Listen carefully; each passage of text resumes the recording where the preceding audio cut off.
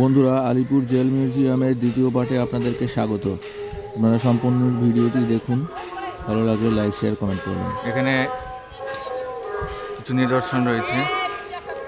সামনে প্রদর্শনী কক্ষ সোজা, ডান দিকে কাজী নজরুল ইসলাম কক্ষ। চলুন, এই সাইডে রয়েছে আর্ট গ্যালারি। আর্ট গ্যালারিতে ঢুকবো। বিপ্লবীদের বিভিন্ন গল্প, শ্রদ্ধাঞ্জলি এবং স্বাধীনতা জাগরণের ইতিহাস এই আর্ট গ্যালারির মধ্যে রয়েছে।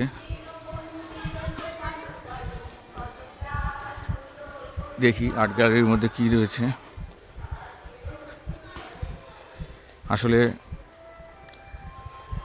আমাদের ভারতীয় হিসাবে এখন আমরা গর্ববোধ করি, যাদের রক্ত বলিদানের জন্য আমরা আজকে সেই গর্বটা অনুভব করি। তাদের ঐতিহ্যময় স্থানগুলো দেখা অবশ্যই কর্তব্য। চলুন প্রদর্শনী কক্ষের মধ্যে ঢুকি। প্রচুর গামছার পুটুলি সামনে দেখানো হয়েছে।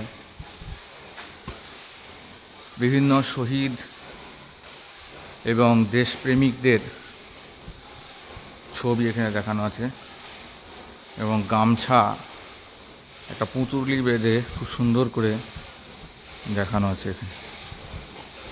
দেখুন, এর ভিতরে একটা সুন্দর সাউন্ড হচ্ছে, কি রয়েছে দেখবো।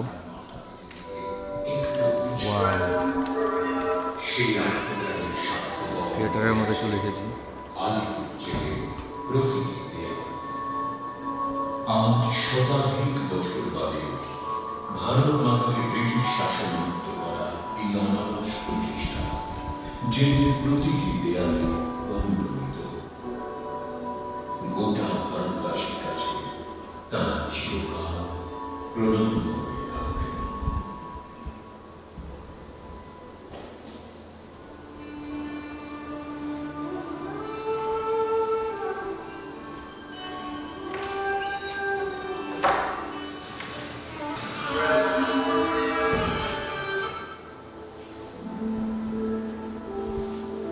ভারতের স্বাধীনতা সংগ্রামের ইতিহাসে একটি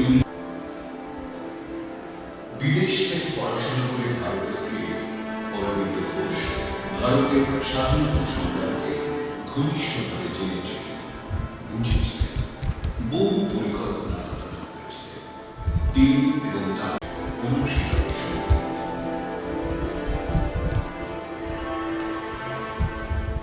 যুবকেরা এখানে শহীদ চর্চার অনুশীলন ছিল। ব্রিটিশ সরকারের বিরুদ্ধে অভিযান চালানোর পরিকল্পনা বাস্তবায়ন।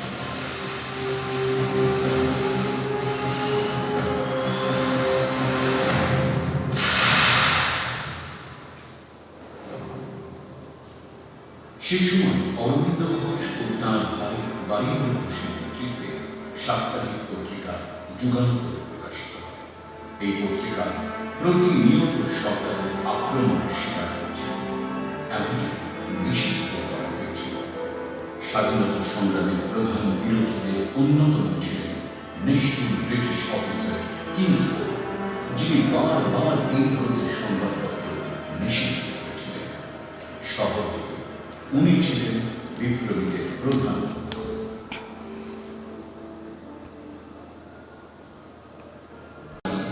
দেশপ্রেমিক প্রফুল্ল চাঁদি আত্মহত্যা করেন।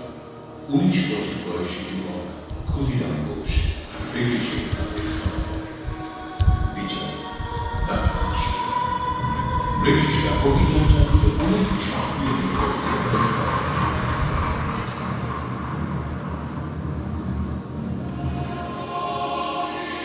1908 সালের 32 নম্বর মুরারিপুকুর রোডে অভিযান চালিয়ে 14 জন সাহসী দেশপ্রেমীকে গ্রেপ্তার করা হয়। তাদের বিরুদ্ধে রুজু করা হয় মানিকতলা বোমা ষড়যন্ত্র মামলা। আজ আপনি যেখানে বসে আছেন, এখানে 30 জন সাহসী বিপ্লবী ছিলেন। বিপ্লবীরা কারাগারের চাপ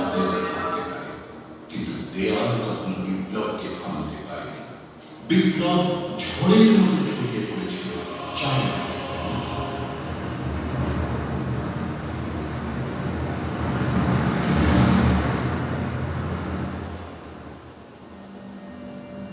বিপ্লবীদের জেল ভাঙার পরিকল্পনা ছিল। এই উপলক্ষে কারাগারের মানচিত্র তৈরি করা হয়েছিল। 23 নম্বর ওয়ার্ডে উত্তরের প্রাচীরে একটি পাটের গুদাম এবং রান্নাঘর ছিল। উত্তরের প্রাচীর থেকে বন্দীদের যাওয়ার পথ পরিষ্কার ব্যবস্থা হয়েছিল, যেখান থেকে সহজে পালানো সম্ভব। গুপ্ত এজেন্সির দ্বারা গোপনে বালিশে লুকিয়ে রাখা 7টি পিস্তল, দড়ির মুখ এবং বোমা তৈরির উপকরণ কারাগারে পাঠানোর প্রস্তুতি নেওয়া হল। অরবিন্দ এবং বাণিজ্য প্রায় 30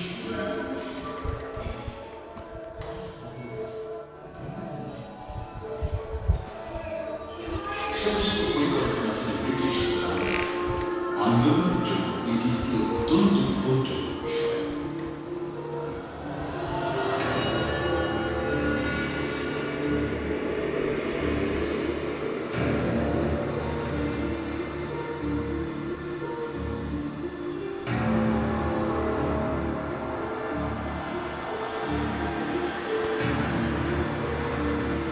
তাই বিপ্লবীরা নরেন্দ্র ঘোষালকে হত্যার পরিকল্পনা করেছিল।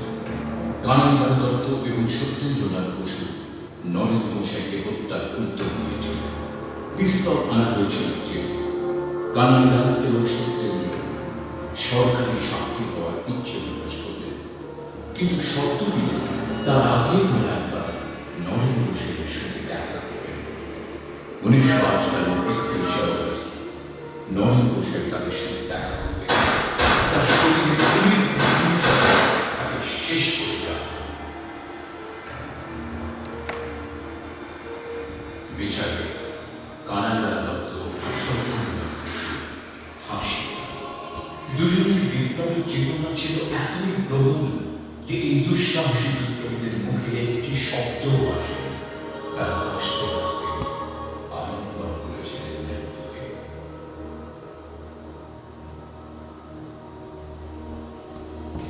মানিকতলা বোমা ষড়যন্ত্র মামলায় অনেক বন্দীকে কারাগারে পাঠানো হয়েছে। অনেককে প্রথমে মৃত্যুদণ্ড দেওয়া হয়েছিল, পরে তা কারাগারে পাঠানো এবং অন্যান্য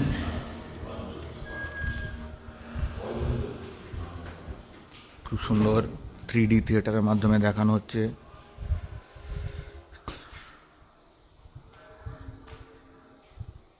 ভারতের স্বাধীনতা সংগ্রামের ইতিহাসকে তুলে ধরা হয়েছে খুব সুন্দরভাবে।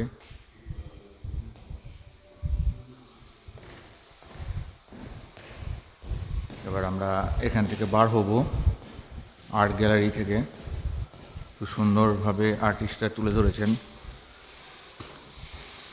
বাংলার বোনা তাঁতের কাপড় দেখানো হচ্ছে। এই যে গামছা, গান্ধীজির স্বদেশী আন্দোলন তুলে ধরা হয়েছে। বন্ধুরা, ভিডিওটি লম্বা হয়ে যাচ্ছে, তাই আজকের মতো এখানেই রাখছি। আপনাদের আলিপুর জেল মিউজিয়ামের 3য় পার্ট দেখার অনুরোধ রেখে এখানে শেষ করছি। ধন্যবাদ।